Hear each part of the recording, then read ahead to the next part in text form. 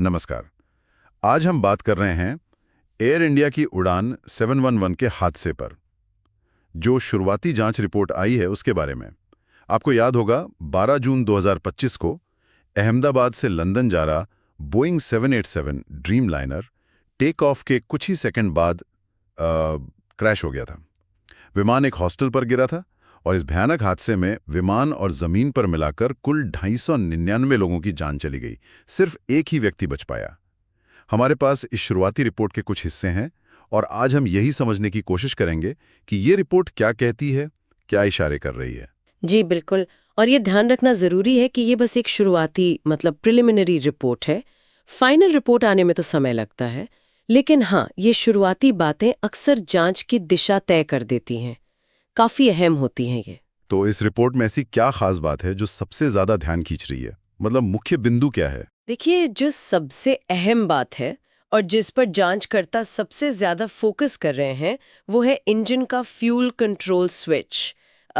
ऐसा अंदेशा है, शक है कि शायद पायलट ने टेक ऑफ के तुरंत बाद ही इन स्विचों को रन पोजीशन से कट ऑफ पोजीशन में डाल दिया। कट ऑफ टेक ऑफ के फौरन बाद? जी हाँ। इसका मतलब तो इंजनों को फ्यूल जाना बंद हो गया। जी हाँ, बिल्कुल।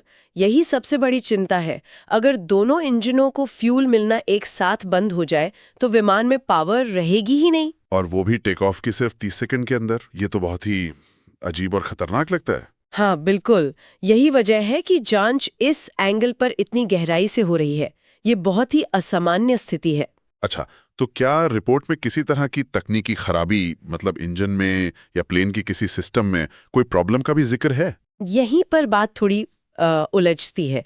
रिपोर्ट असल में साफ तौर पर ये कहती है कि अभी तक की जांच में इंजन में या विमान के किसी भी सिस्टम में कोई मैकेनिकल गड़बड़ी या कोई डिजाइन की प्रॉब्लम ऐसा कुछ भी नहीं मिला है। ओह, कोई तकनीकी खराबी नहीं मिली तो फिर? हाँ, तो जाहिर है अगर मशीन में कोई दिक्कत नहीं दिख रही तो फिर ध्यान इंसानी पहलू पर जाता है। ह्यूमन एरर, मानवीय चूक की आशंका। बिल्कुल। फिलहाल सारे संकेत उसी तरफ जा रहे हैं। जब कोई टेक्निकल फॉल्ट नहीं मिलता तो फिर ऑपरेशनल चीजों को देखा जाता है और फ्यूल स्विच का ऑपरेशन तो सीधा पायलट के हाथ में होता है। इस जांच में ब्लैक बॉक्स कितने काम आए? क्या उनसे कुछ पता चला? हाँ, ये एक राहत की बात है कि दोनों recorder flight data recorder FTR और कॉकपिट वॉइस रिकॉर्डर CVR दोनों सही सलामत मिल गए थे। और अधिकारियों का कहना है कि उनसे अच्छा डेटा मिला है। काफ़ी जानकारी मिली है जिससे ये समझने में मदद मिलेगी कि कॉकपिट में क्या बातें हुई, क्या हुआ और सिस्टम्स ने कैसे रिस्पॉन्ड किया। अच्छा, ये जांच कर कौन रहा है और अभी ये प्रोसेस कहाँ तक पहुँचा है? भारत का जो AAIB है, यानी एयरक्राफ्ट एक्सीडेंट इन्वेस्टिगेशन ब्यूरो, वो इस जांच को लीड कर रहा है। उन्होंने ही ये 30 दिन वाली शुरुआती रिपोर्ट जारी की है जो कि अंतर्राष्ट्रीय नियमों ICAO के प्रोटोकॉल के तहत होती है।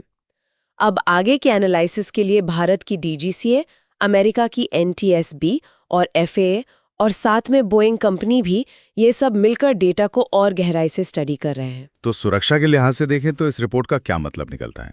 क्या फौरन कोई कदम उठाए गए हैं? देखिए, जैसा मैंने कहा, ये शुरुआती रिपोर्ट है तो इसमें सीधे तौर पर किसी पर उंगली नहीं उठाई गई है। लेकिन हाँ, ये फ्यूल स्विच वाली जो बात है, ये कॉकपिट प्रोसीजर और मानवीय चूक की तरफ एक बहुत बड़ा इशारा तो है।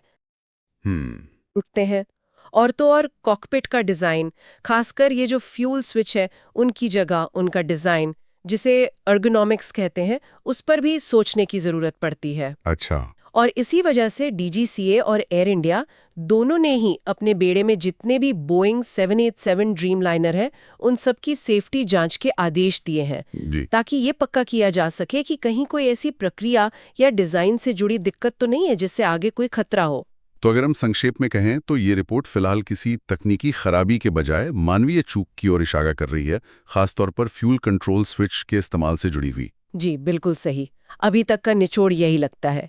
ये हादसा एविएशन सेफ्टी, पायलट ट्रेनिंग के स्टैंडर्ड्स और कॉकपिट इंटरफेस डिजाइन पर वाकई गंभीर सवाल खड़े करता है। पर हाँ, पूरी और पक्की तस्वीर तो फाइनल रिपोर्ट आने के बाद ही साफ हो पाएगी। उसका इंतजार करना होगा। बिल्कुल। और अंत में एक सवाल हम सोचने के लिए छोड़ जाते हैं। अगर ये वाकई मानवीय चूक का मामला निकलता है तो भविष्य में ऐसे हादसों को रोकने के लिए टेक्नोलॉजी मतलब ऑटोमेशन और इंसानी सूझबूझ के बीच सही